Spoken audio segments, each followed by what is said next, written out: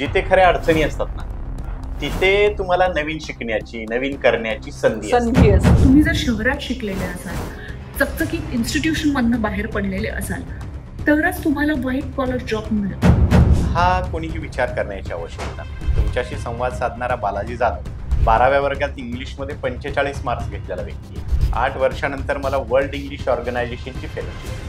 Marks हे तुमच्या सक्सेसवरती कधी डिपेंड करत नाही. मागच्या 4 वर्षात मी माझ्या विद्यार्थ्यांना हातात पुस्तक घेऊन अध्यापन केलेलं. भविष्यातले मी उत्तम वार्ताहर, उत्तम अँकर, उत्तम लेखक तयार करतोय की तुला 12वी किंवा पदवीला 50% मार्क पडले तर तू घाबरू नको, काळजी करू नको, तुझ्यासाठी जगामध्ये हेही क्षेत्र खुले.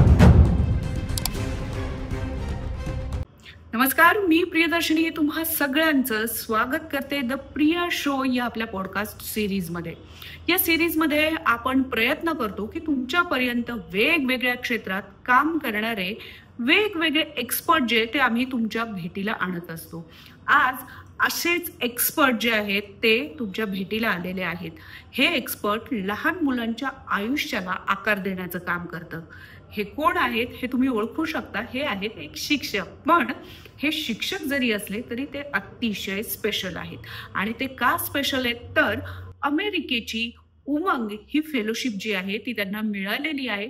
आणि ही फेलोशिप त्यांना कशी मिळालेली आहे, त्यांनी शिक्षक म्हणून काम केलंय की तिथे विद्यार्थी म्हणून काम केलंय, आणि या सगळ्याबद्दलची विचारणा आपण त्यांना करणार आहोत. आणि त्यासाठी निमंत्रित करूया बालाजी जाधव यांना. ते थेट साताऱ्यावरून आपल्या सगळ्यांच्या भेटीला आलेले आहेत.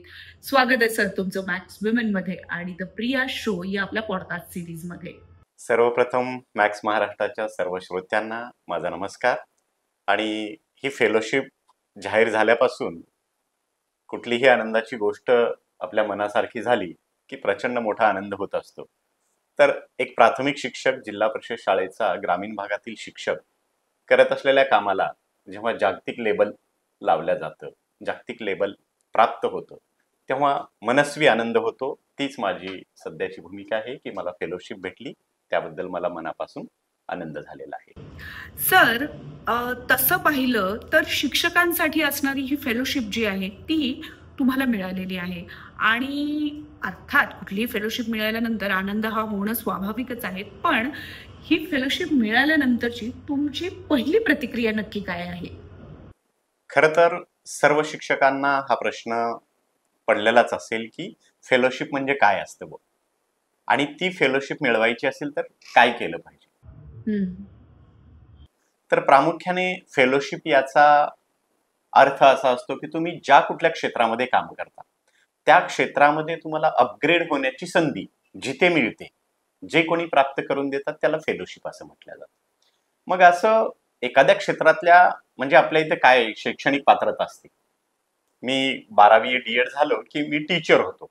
पण त्याच्यानंतर प्रशासकीय जर प्रशिक्षण सोडली तर खऱ्या अर्थाने अपग्रेड होण्याची संधी जर तुम्हाला प्राप्त व्हावी वाटत असेल तर ती तुम्हाला कुठल्याही प्रकारच्या फेलोशिपच्या माध्यमाने मिळू शकत असते.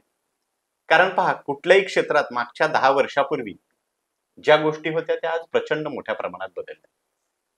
मात्र शिक्षण क्षेत्रामध्ये असं झालं की 10 वर्षापूर्वी मी ज्या पद्धतीने शिकवायचो त्याच पद्धती आजही शिकवल्या जातात. आणि ही पद्धत जर बदलावायची असेल तर ती बदलण्याची संधी म्हणजे फेलोशिप आहे. आणि मग ही फेलोशिप असते हे मी ऍक्च्युअली खरं तर वेगवेगळ्या सोशल मीडियाच्या माध्यमातून माहिती मिळत गेली की या देशाची फेलोशिप आहे, या राज्याची फेलोशिप्स आहे.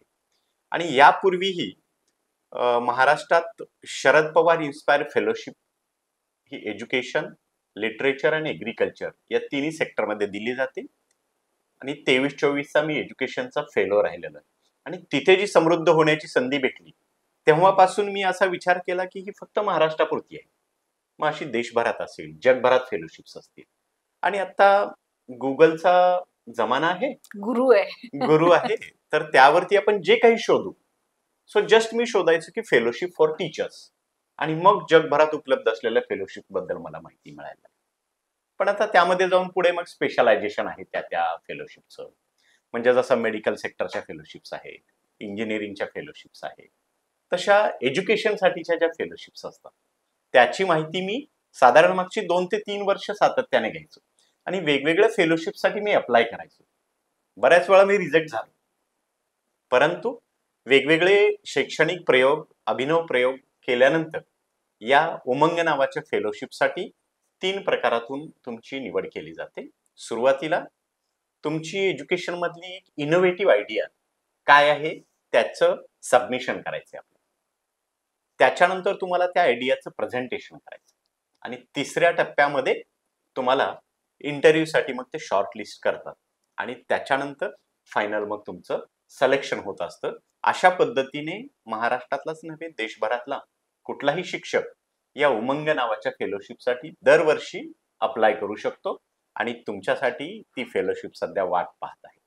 आपल्या सर्वांना असं वाटत असतं की फेलोशिप हा शब्द खूप मोठा आहे आणि याच्यासाठी काहीतरी खूप भन्नाट करावं लागतं. असं बिलकुल नसतं.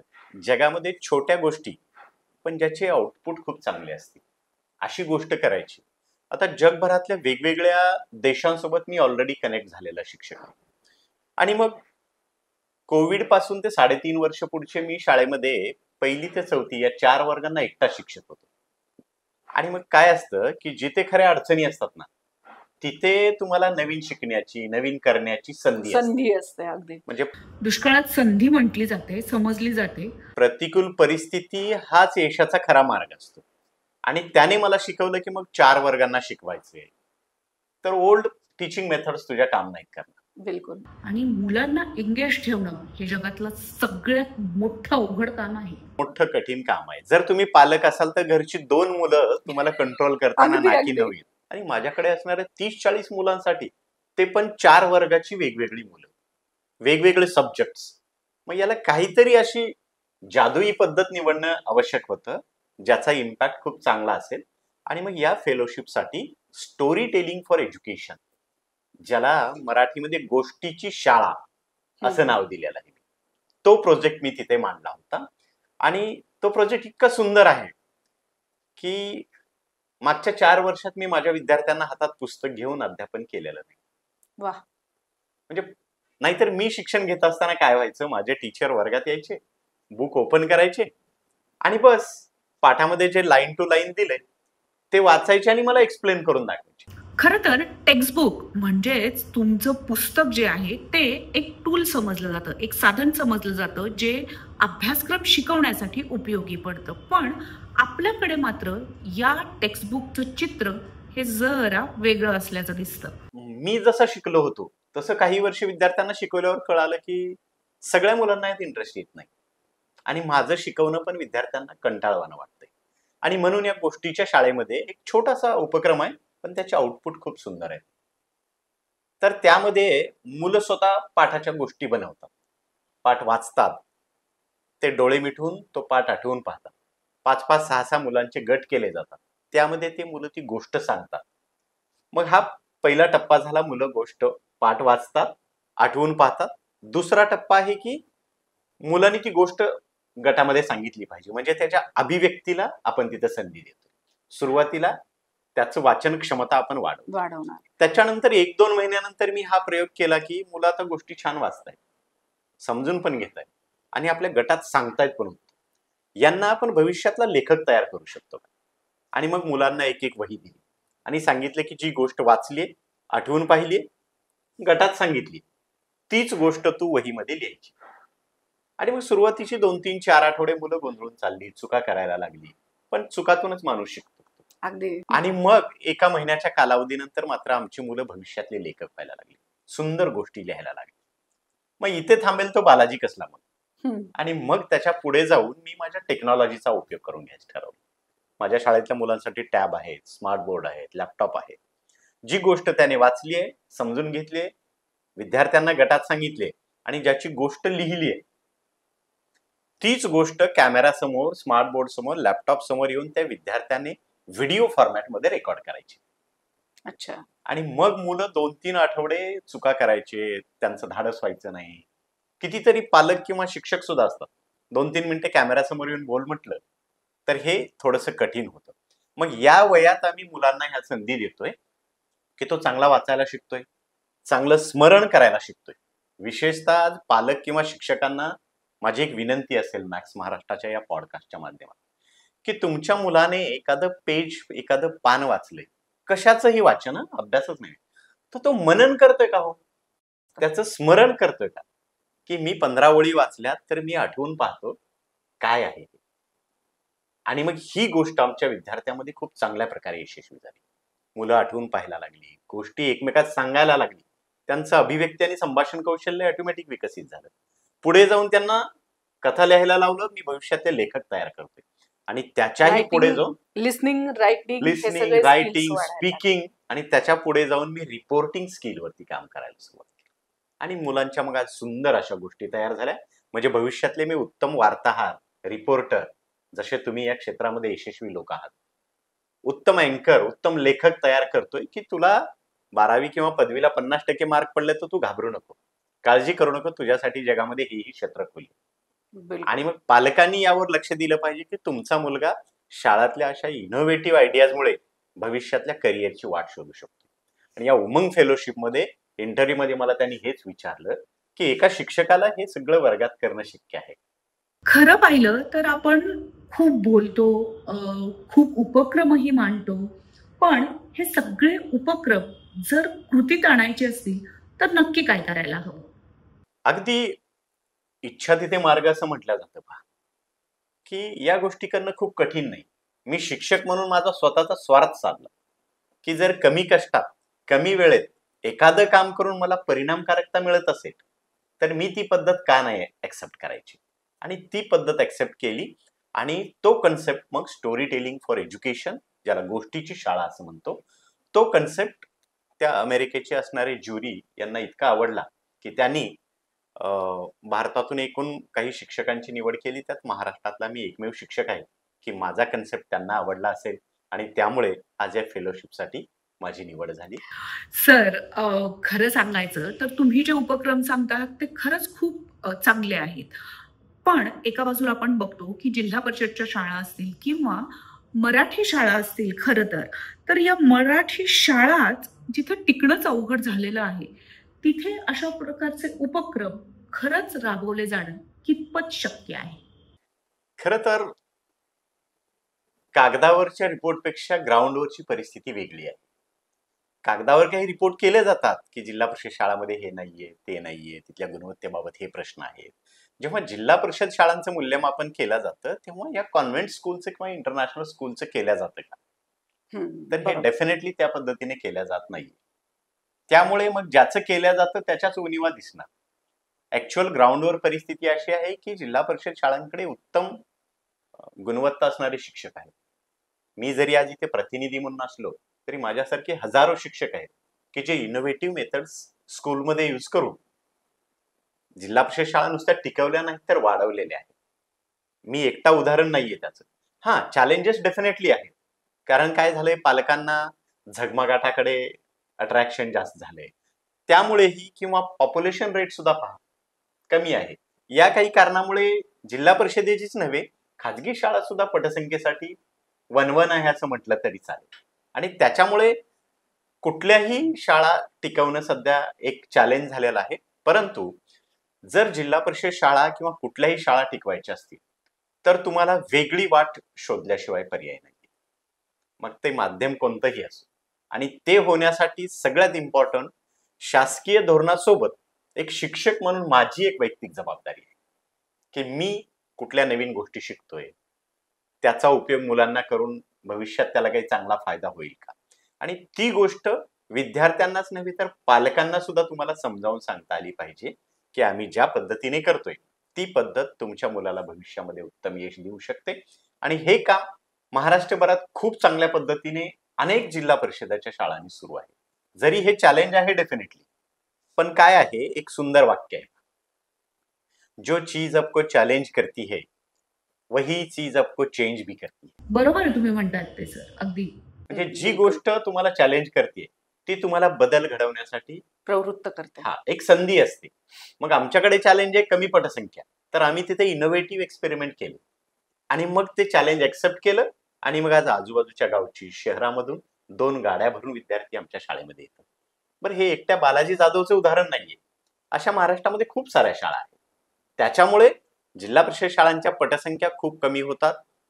ही बाब एकदम बरोबर किंवा चुकीची असं नाही, पण त्या वेळकाळ परिस्थितीनुसार, धोरणानुसार याच्यावरती जिल्हा परिषद शिक्षक म्हणून खूप चांगल्या प्रकारे हे थांबवण्यासाठी सर्व शिक्षक प्रयत्न करताना आपल्याला दिसून येत आहे.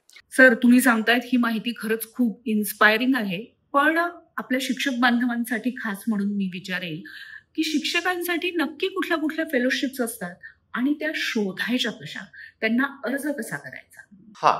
तर हा अतिशय महत्वाचा प्रश्न आहे की एकट्या बालाजी जाधवला फेलोशिप भेटली म्हणून बालाजी जाधव 1 शाळा 10 शाळापर्यंत पोहोचेल. पण मॅक्स महाराष्ट्र आणि माझीही मनातून इच्छा आहे की महाराष्ट्रातल्या अशा शेकडो शिक्षकांना फेलोशिप मिळाव्या. आणि तुम्हा शिक्षकांची सुद्धा इच्छा असेल की आपल्यालाही, कारण 2 दिवसापासून माझ्या सोशल मीडियावरती या खूप कमेंट्स आहेत की सर आम्हालाही याबद्दल मार्गदर्शन करा. तर आज मॅक्स महाराष्ट्र तुमच्यासाठी हे मार्गदर्शन सत्र घेऊन आलं. मित्रांनो, जर तुम्हाला फेलोशिप मिळवावी वाटते, ॲज अ टीचर म्हणून अगोदर बोलू आपण, विद्यार्थ्यांबद्दल आपण नंतर बोलूया. तर शिक्षक म्हणून तुम्हाला फेलोशिप मिळवायचे, तर तुम्ही कुठल्या तरी एका विषयाशी, क्षेत्राशी किंवा एखाद्या कन्सेप्टवरती काम करताय. तर सिंपल आहे, तुम्ही गुगलवरती जाऊन शोधा.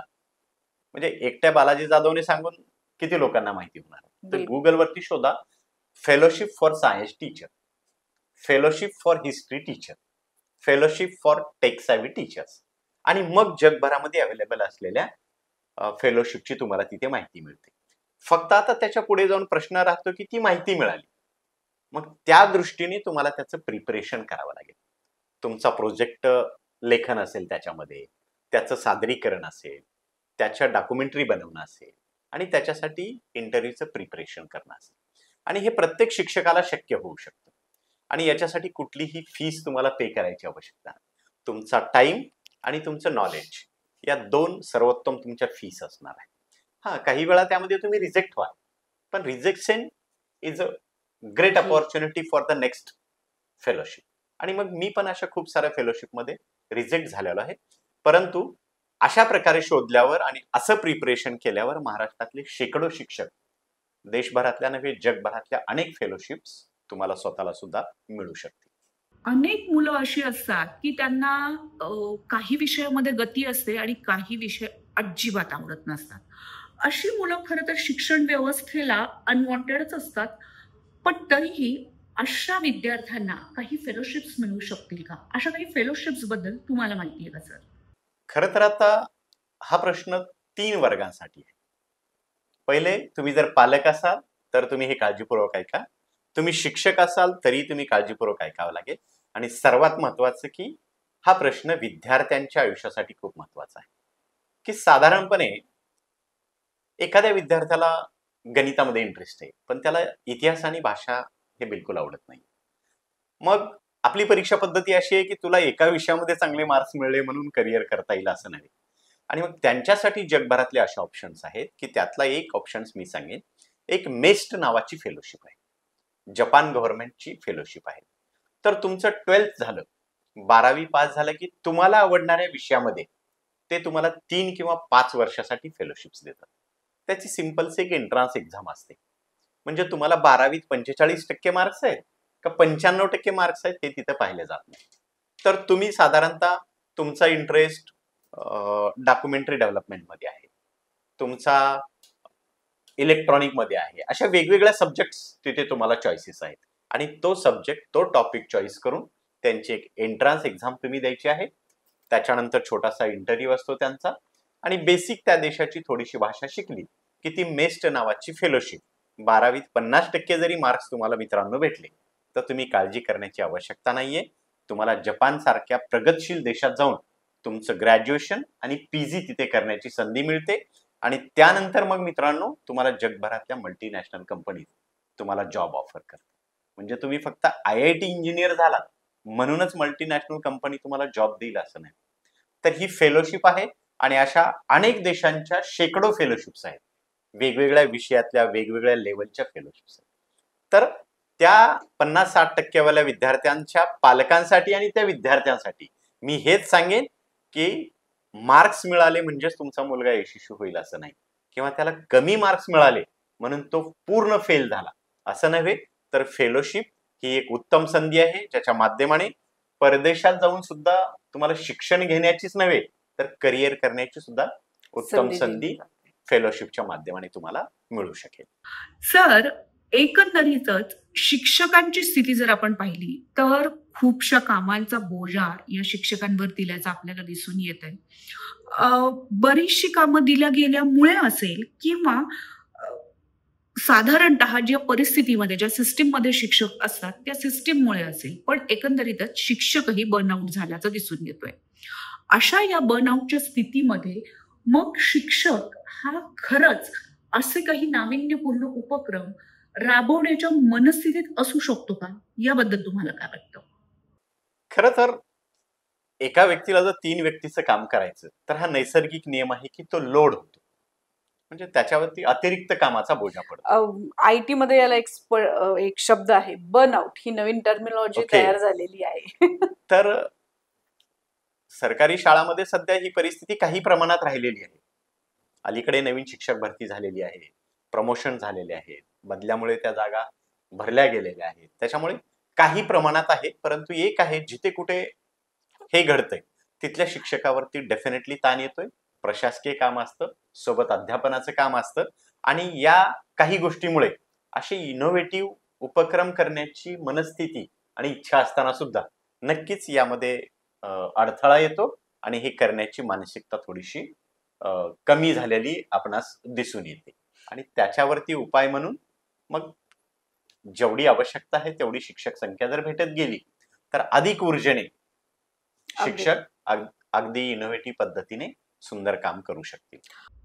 सर, बऱ्याचदा असं होतं की आपण नोकरीला लागतो तेव्हा एक परिस्थिती असते आणि जेव्हा तुम्ही नोकरी अर्धी केलेली असते तेव्हा परिस्थिती बदललेली असते, ती सिस्टीम चेंज झालेली असते. जसं आपण आता बघतोय की अनेक ऑनलाईन सिस्टीम्स आलेल्या आहेत, शिक्षकही स्वतःला अपग्रेड करण्याचा प्रयत्न करतायत. पण जे शिक्षक मिड लाईफ मध्ये आलेले आहेत अशा शिक्षकांनी स्वतःला अपडेट कसं करावं? तुम्ही याबद्दल काय सांगाल? नवीन राष्ट्रीय शैक्षणिक धोरण जे आहे, ती धोरण ही आपल्या संपूर्ण देशासाठी एक शैक्षणिक मोठी देणगी आहे. ज्या पद्धतीने एखादा सकारात्मक बदल समाजामध्ये घडून यायचा असतो कुठल्याही क्षेत्रामध्ये, तर तो फटाफट 1 नाईट किंवा 1 मंथ मध्ये होणारी गोष्ट नसते. त्याच्यामुळे जर साधारण 10 वर्ष शिक्षक म्हणून तुम्ही काम केले आणि सडनली तुमच्या पुढे एक न्यू एज्युकेशन पॉलिसी येते, तर त्यातल्या वन टाइम सगळ्या गोष्टीमध्ये चेंजेस होणार नाही. मग पालकांनीही ती गोष्ट लक्षात ठेवली पाहिजे की न्यू एज्युकेशन पॉलिसी आली म्हणजे त्यामध्ये लिहिलंय की तुमच्या 6वीच्या मुलाला कोडिंग आलं पाहिजे, म्हणजे सडनली 6वीत मुलगा गेला आणि त्याला कोडिंग यावं असं अपेक्षित नाही. तर हे टप्प्याटप्प्याने घडते. म्हणजे त्याच्याबद्दल टीचर ट्रेनिंग्स होत आहेत, टीचर ट्रेनिंग घेत आहेत. त्याच्यानंतर पहिल्या वर्षी बेसिक लेवलनं त्यांना ते इंट्रोडक्शन दिल्या जाईल, दुसऱ्या वर्षीच्या 6वीला मग ते थोडंसं चांगल्या लेवलने दिल्या जाईल. म्हणजे जसा जसा वेळ जात जाईल त्या वेळेप्रमाणे नवीन राष्ट्रीय शैक्षणिक धोरण हे अपग्रेड होताना आपल्याला दिसेल. आणि सगळ्यात इम्पॉर्टंट तर गोष्ट अशी आहे की नवीन राष्ट्रीय शैक्षणिक धोरणामध्ये कौशल्य विकसनावर खूप चांगला भर दिलेला आहे. आणि त्या कौशल्य विकसनाचा कार्यक्रम आता माझ्यासारख्या एखाद्या शिक्षकाने तो 4 वर्षापूर्वीच आमच्या शाळेत सुरू केला. म्हणजे जसं स्किल डेव्हलपमेंटच्या प्रोजेक्टमध्ये आम्ही मुलांना नैसर्गिक साबण बनवायला शिकवले, विद्यार्थ्यांना उत्तम पद्धतीने धनुर्विद्या शिकवली आहे, विद्यार्थी आमचे सुंदर वारली पेंटिंग करतात, त्यांना घड्याळ निर्मिती करता येते, वेगवेगळ्या पद्धतीने मुलं स्वतःच्या गोष्टी तयार करतात. अशा अनेक गोष्टी आहेत की ज्या आमच्यासारख्या अनेक शाळांमध्ये सुरू आहेत. मग न्यू एज्युकेशन पॉलिसीमध्ये याच गोष्टी आहेत की मुलांना पुस्तकी शिक्षणच नव्हे तर त्यासोबत वेगवेगळ्या प्रकारची कौशल्ये कशा पद्धतीने त्यांना आज शिकायला आवडतील आणि भविष्यात विद्यार्थ्यांना त्याचा उत्तम उपयोग झालेला दिसेल. तर या गोष्टी न्यू एज्युकेशन पॉलिसीमध्ये दिलेल्या आहेत. त्या टप्प्याटप्प्याने शिक्षण क्षेत्रात येणार. त्यामुळे पालक, विद्यार्थी आणि शिक्षकांनी या नवीन होणाऱ्या बदलासाठी तयार राहिलं पाहिजे आणि त्याला स्वीकारून पुढे मार्गक्रमण करत गेलं तर ही न्यू एज्युकेशन पॉलिसी नक्की यशस्वी झालेली आपणास दिसून येईल. सर, एक समज साधारणतः आपल्याला दिसून येतोय की तुम्ही जर शहरात शिकलेले असाल, चकचकीत इन्स्टिट्यूशन मधनं बाहेर पडलेले असाल तरच तुम्हाला व्हाईट कॉलर जॉब मिळतो. इतकी वर्ष तुम्ही इंटरनॅशनल रिलेशन मध्ये आहात. सर, तुम्ही या सगळ्याबद्दल नक्की काय सांगाल? खरं तर याचं उत्तर तुमच्या समोर बसलेला व्यक्ती आहे. एका वाक्यात जर मूर्तिमंत. सांगायचं, येस. पण प्रामुख्याने हा कोणीही विचार करण्याची आवश्यकता नाही. तुमच्याशी संवाद साधणारा बालाजी जाधव 12व्या वर्गात इंग्लिशमध्ये 45 मार्क्स घेतलेला व्यक्ती आहे. 8 वर्षानंतर मला वर्ल्ड इंग्लिश ऑर्गनायझेशनची फेलोशिप भेटली. म्हणजे मार्क्स हे तुमच्या सक्सेसवरती कधी डिपेंड करत नाही. फक्त एक आहे, ग्रामीण भागातून जेव्हा शहरी भागात मुलं येतात तर त्यांना थोडा आत्मविश्वास कमी नक्की झालेला असतो. पण तशा ग्रामीण भागातून शहरी भागात येऊन स्वतःचं करिअर काय करावं किंवा काय केलं पाहिजे याबद्दल जर कोण पालकांच्या किंवा काही विद्यार्थ्यांच्या मनामध्ये प्रश्न येत असतील तर त्यांच्यासाठी फॉरेन लँग्वेजेस हा एक सगळ्यात बेस्ट ऑप्शन आहे. सध्या जर पाहायचं असेल, गोरगरिबांची मुलं असतात, तुमच्या शहरातल्या मोठ्या कोचिंग क्लासेसच्या फीस पे करू शकत नाही. अगदी हा, तर माझं म्हणणं आहे सिंपल की त्यांनी जॅपनीज लँग्वेज शिकावी, त्यांनी फ्रेंच लँग्वेज शिकावी. अगदी 6 महिन्यात ते 8 महिन्यामध्ये एखादा व्यक्ती एखादी फॉरेन लँग्वेज उत्तम शिकू शकतो. माझ्या शाळेतली 9-10 वर्षाची मुलं चुटू जपानीज भाषा बोलतात आणि जपानच्या लोकांशी ते जपानीज मधून कॉन्व्हर्सेशन करतात. मग एक साधं सिंपल उदाहरण आहे, एखादा ग्रॅज्युएट झालेला जर मुलगा असेल इंडियात तर त्याला एक 20-25 हजार सॅलरी मिळतो.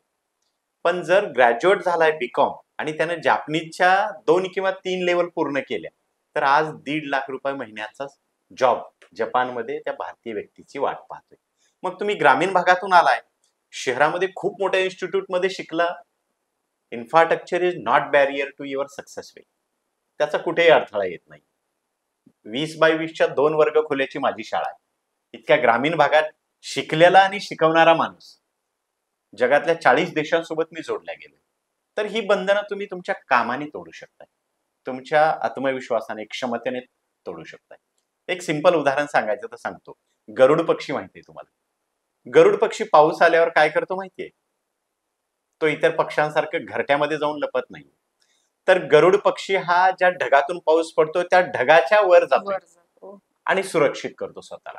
तर तसं ग्रामीण भागातील पालक आणि विद्यार्थ्यांनी जगासमोर काय चॅलेंजेस आहेत ते एक्सेप्ट करायला शिकावेत आणि फॉरेन लँग्वेजेस सारखी अपॉर्च्युनिटी तुमची वाट पाहतीये आणि त्या फॉरेन लँग्वेजेस तुम्ही शिकून तुमचं स्वतःचं करिअर शहरातल्या लोकांपेक्षा सुद्धा उत्तम रीतीने करू शकता. हे तुमच्यासाठी एक चांगली संधी असणार आहे. सर, खूपदा असं होतं, म्हणजे मुलांचंही होतं, शिक्षकांचंही होतं, की कळतंय पण वळत नाही.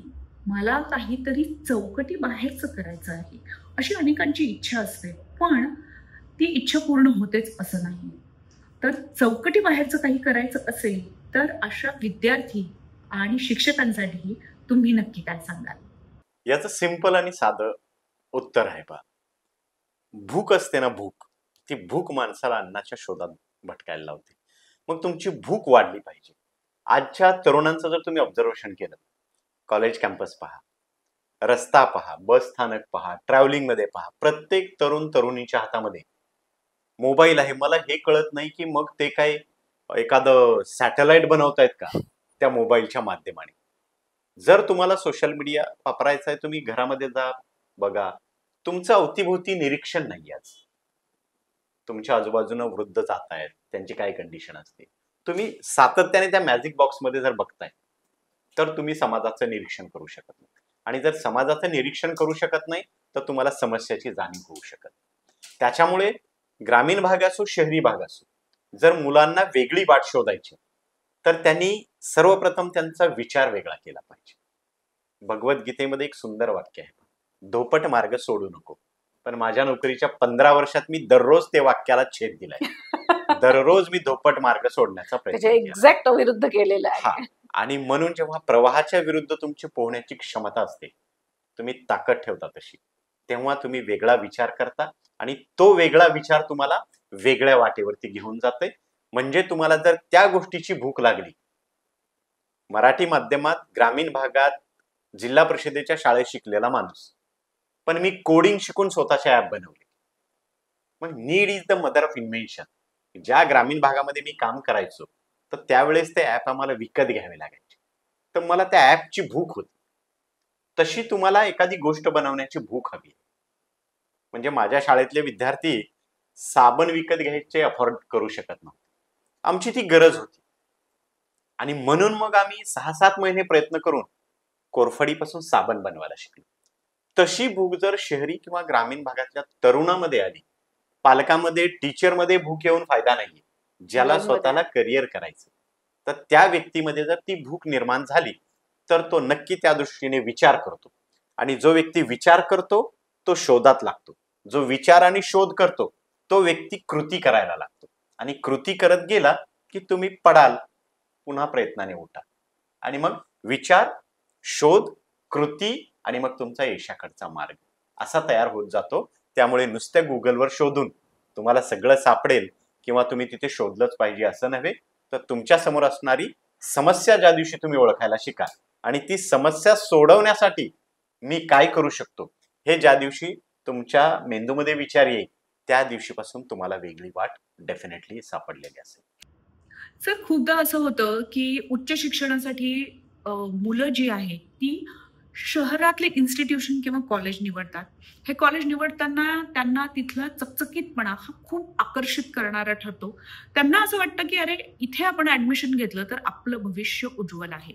आणि अशा इन्स्टिट्यूशनमध्ये किंवा अशा कॉलेजेसमध्ये ऍडमिशन घेण्यासाठी ते आपल्या पालकांना भरीस पाडताना दिसतात. याबद्दल सर तुम्ही नक्की काय सांगाल? मुळात काय आहे की त्या शिक्षक विद्यार्थी यांना मी दुर्दैवी समजेन की जे हाय क्वालिटीच्या इन्फ्रास्ट्रक्चरमध्ये शिक्षण घेतात. कारण त्यांना तिथे करण्यासारखं काही उरलेलंच नसते. आणि जिथे काहीच नसतं ना तिथे प्रत्येक गोष्ट करायची संधी आहे. इव्हन म्हणजे छोट्याशा शाळेत छोट्याशा गावात आहे तर पाण्याची समस्या आहे की शाळेत पाणी येत नाही.